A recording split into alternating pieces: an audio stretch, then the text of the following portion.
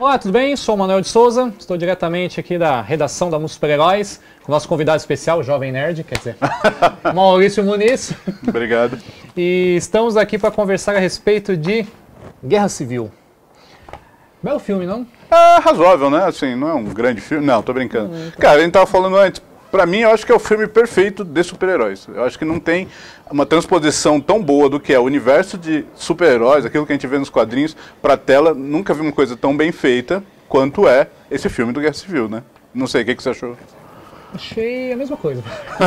Eu daria de 1 a 10, acho que eu daria 12. Porque eu acho que realmente é um filme assim, que eu me diverti do começo ao fim. E a trama é muito bacana. Quer falar um pouco da trama, explicar? O pessoal... Por que Guerra Civil? Vamos começar for dummies. Nos quadrinhos, né, a Guerra Civil foi diferente do que é no cinema. Não sei, para o pessoal que leu, ali nos quadrinhos o governo queria, na verdade, após um incidente em que estavam envolvidos super-heróis e morreram inocentes, o governo decidiu que queria saber a identidade de todos os heróis, queria controlar eles, queria ter um registro de todos os super-heróis. E um grupo de super-heróis concordou e outro foi contra.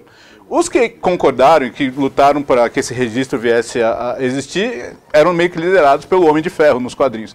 E os heróis que queriam a liberdade, que não queriam revelar sua identidade, não queriam ser controlados pelo governo, eram liderados pelo Capitão América, né? Que gozado é o símbolo do governo nos Estados Unidos, mas ele essa é a grande foi contra, da história, né? À primeira vista, o mais óbvio é o Capitão América ficar exato, a favor né? do governo. Né? E é diferente. E foi nos quadrinhos foi até a trama que meio que levou à morte do Capitão América. Teve uma morte durante... Ele ficou um ano, mais de um ano até morto nos quadrinhos, foi substituído pelo Buck. E era uma coisa que o pessoal esperava que fosse acontecer no filme, né? No filme a trama é melhor, eu acho. É mais lógica, né? Junto ao que é o universo cinematográfico da Marvel, porque não teria como fazer isso. Não tem. O único herói que a gente fala, o único herói que o governo não sabe quem é praticamente do universo de cinema é o Homem-Formiga, né? Não teria motivo para ter um quebra-pau. Não, queremos saber quem é o Homem-Formiga. Não tem. Até porque nos quadrinhos a divisão entre heróis era mais ou menos, sei lá, 2.000 de um lado e 2.000 do outro. Todo o universo quase da Marvel, né? Com o Homem-Aranha no meio, né? Dividido, né? E no cinema não, no cinema é diferente. Tem uma missão dos Vingadores, em que também morrem inocentes, e daí o governo, lembrando as outras ocasiões em que teve muita destruição envolvendo super-heróis, eles querem que os super-heróis sejam comandados, sejam funcionários do governo. E da ONU, né? Exatamente. E da ONU, das Nações Unidas, para que eles possam ser controlados. Então, eles só iriam em missões que fossem aprovadas pelo governo, pela ONU, e... Novamente, o Capitão América e um grupo dos Vingadores é contra, e o Homem de Ferro, que está com a consciência pesada, por uma morte que aconteceu no Vingadores Era de Ultron, é a favor. E daí vem o embate novamente, né? Só que o que é legal do filme, na minha opinião, entre várias coisas legais, nos quadrinhos, o Homem de Ferro vira o vilão. O Tony Stark é o vilão da história, praticamente. Ele tem o ar de que ele está realmente lutando contra os heróis que querem a liberdade. No filme não, o filme equilibra isso muito bem. No começo do filme você fala, não, o Capitão tá certo. Daí depois, mais ou menos pra frente, você fala, não, mas até que o Tony Stark tem seus motivos, né? Ele não tá errado totalmente. E o final é legal porque, sem dar muito spoiler, no final meio que os dois estão errados, né? Ali, naquele quebra-pau final. Aquela hora que a luta já não se sabe... Os dois estão meio errados pelas atitudes deles, cara. Mas é um filme fenomenal. Aquela sequência de ação no meio do filme, nem a sequência final, né? No aeroporto.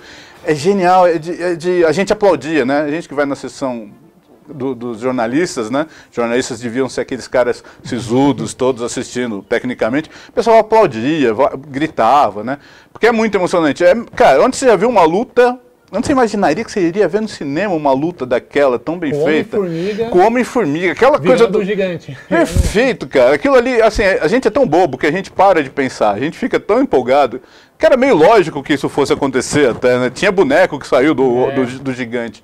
Mas você não está preparado. E quando ele se transforma, cara, meio que talvez um dos grandes momentos do filme, né? É muito divertido, cara. A história dos Vingadores. quando era moleque e tal, que tinha esse clima. É um negócio sensacional, assim. Quando você era moleque, não, que você ainda lê, não vem enganar a gente, não. Então, exatamente. Até faço uma revista sobre isso, mas não conto pra ninguém. Tá bom. Então, e uma coisa que eu acho bacana, isso mostra o respeito que a Marvel tem pelos personagens, porque, assim, você vê, por exemplo, o Homem de Ferro, aquele Homem de Ferro da Guerra Civil, ele tem um Homem de Ferro, por exemplo, ele está atormentado porque aconteceu nos filmes anteriores. Então a coisa tem uma lógica. Exatamente o que você falou, os motivos do Homem de Ferro são plausíveis. Entendeu? Não tem uma coisa assim que você fala, não, é forçado. Não, cara. E o filme é redondinho, assim, é muito difícil encontrar erros, assim. E se tiver, a ação é tão boa que você esquece. Eu falo, né, assim, se você for ver seriamente, ali, analisar friamente, não tem motivo pro Homem-Aranha estar ali. Isso na verdade é uma das grandes novidades do filme, que foi meio de colocar de última hora, né? Você quer explicar os detalhes da... Não, então, é engraçado, quando a Marvel anunciou o filme do Capitão América 3, eles até fizeram um evento, primeiro eles anunciaram que seria Capitão América, a Sociedade da Serpente, que são um grupo de inimigos antigos do Capitão América. Mas no mesmo evento eles falaram, não, vamos falar a verdade, e anunciaram Guerra Civil.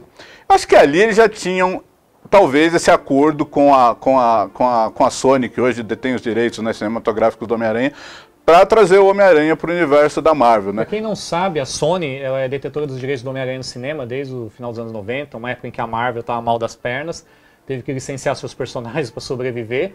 A Marvel editora, nem era Marvel Studios ainda, né?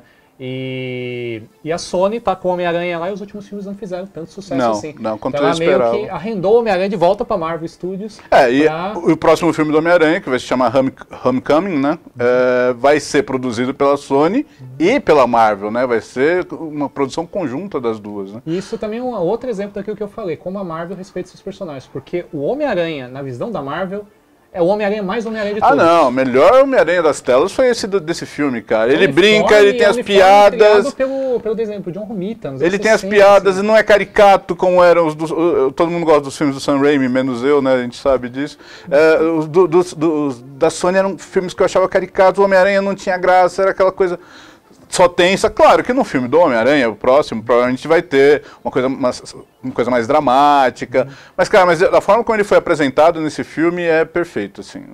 A gente é muito empolgante, né, pra gente que acompanha isso há tanto tempo, assim, é muito legal. Eu acho que realmente na verdade, os filmes do Capitão América são bem interessantes. Até o primeiro, que o pessoal tinha achado algumas coisas ruins, eu gostei muito. O segundo é sensacional. O segundo é fenomenal, cara. E esse segue a mesma linha. E eles são dois filmes bons e diferentes. O segundo é um filme de espionagem e esse terceiro é super-herói na veia. Assim. Sim. E outra coisa que me marcou muito nesse filme foi a chegada do Pantera Negra, assim, que é um dos meus heróis da infância, assim, também. E, cara, ficou... E que vai ter o filme dele também ficou agora. Nem igualzinho, mas é o mesmo espírito. Igualzinho nunca é, porque... Cara, Capitão América é meu herói favorito dos quadrinhos da Marvel, pelo menos. É legal ver a evolução dos filmes, né? O primeiro filme foi legal, mas ficou assim, a primeira metade eu acho melhor, depois eu acho que ele caiu um pouco. O segundo, como a gente falou, é perfeito. Muito bom, muito bom. E esse agora talvez seja o ápice, né, dos filmes da Marvel em si. E é interessante ver como... porque é o primeiro da nova leva, né? Da fase 3 da Marvel. Já é a fase 3? Eu já me perdi. Pra mim é tudo uma história só. Mas o engraçado é isso. Realmente a Marvel chegou... Esse filme só é possível pela fórmula que a Marvel criou. De ter construído esse universo todo e todas as histórias e como elas vêm se mostrando pro público. Permite esse filme que de repente aparecem os heróis, você não precisa ficar explicando quem são, todo mundo já sabe, e cria essa festa, né, cara? Então, que é uma coisa que a DC... bons pra caramba. Que é uma coisa que a DC ainda vai tentar fazer, vamos ver se vai chegar, né, cara? Mas pra mim é o filme super-herói perfeito do meu... do meu herói favorito da Marvel. Não, realmente acho que ali consegue aliar diversão e respeito ao... E é sério, é um filme sério. A história tem uma razão de ser, os personagens, sabe? Tem o tom certo de drama, não é afetado, não é sombrio demais, como alguns outros filmes que a gente não vai citar o nome aqui. Você que citou, não falei nada. Cara, filme perfeito de super-herói, na minha opinião. Bacana. E pra quem não assistiu ainda o filme acho que ainda tá em cartaz, né? Parece logo mais vai sair. Quem não assistiu ainda, o que você recomenda a leitura? Claro, Guerra Civil de qualquer maneira, né? Eu acho que é legal ver... a versão americana, mas tem a versão nacional aí, a venda. Tem. Nas livrarias, no comic shops tem. Com certeza Guerra Civil, até para o pessoal comparar e ver. E é uma história legal, uma história bacana, divertida. Apesar desse problema que eu falei de transformar o Tony Stark no grande vilão, né? Mas é uma história que vale ser lida. O Soldado Invernal, ainda, porque eu acho que toda a fase do do Ed Brubaker no Capitão América influencia um pouco os filmes, né? O Brubaker é o roteirista. O roteirista que assumiu, que trouxe o Buck de volta. Durante nos 60 anos, o Buck foi o único personagem. 50 anos, o Buck era o personagem dos quadrinhos que tinha morrido e tinha morrido mesmo. Nunca voltou, né? Só falta o Tio Ben voltar. Só falta o Tio Ben. Daqui a pouco ele tá de volta. Então, a fase dele... Tem um outro gibi que o Ed Brubaker escrevia que tem a ver com o clima do começo do Guerra Civil, que é o Vingadores Secretos. Que era aquela equipe comandada pelo Capitão América, que fazia aquelas missões mais sujas, assim, ir lá, atacar um grupo, fazer umas missões mais secretas. Que Vingadores é aquela coisa, né? Os caras aparecem e fazem aquela arruaça. Vingadores Secretos tem mais a ver com aquele começo do filme, e tem uma série pelo Brubaker, pelo Warren Ellis, que é bem legal. E para os leitores que não sabem, procurar aquelas histórias antigas dos Vingadores, onde começa o romance entre o Visão e a Feiticeira Escarlate, né? Que aí no filme já dá uma indicação de que eles vão ter alguma coisa, o Visão já parece meio apaixonado pela Wanda, né? E eles realmente nos quadrinhos namoraram, casaram, tiveram até filhos. Então, acho que o pessoal pode procurar essas histórias para saber como se desenvolve. Na edição que a gente está falando agora da Monstros Superiores, edição 80, nós estamos fazendo 2 matérias, uma sobre o Visão e uma sobre a Feiticeira Escarlate, com dicas sobre os dois e fala um pouquinho também desse romance. É bem bacana, bem interessante. Bem legal. Precisa dar nota? Precisa pedir nota? Cara, eu dou 9.9.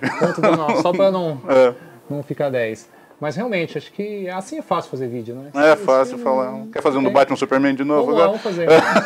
Falando mal. Deixa pra lá. Então, beleza, obrigado aí pela participação. Eu que agradeço, cara.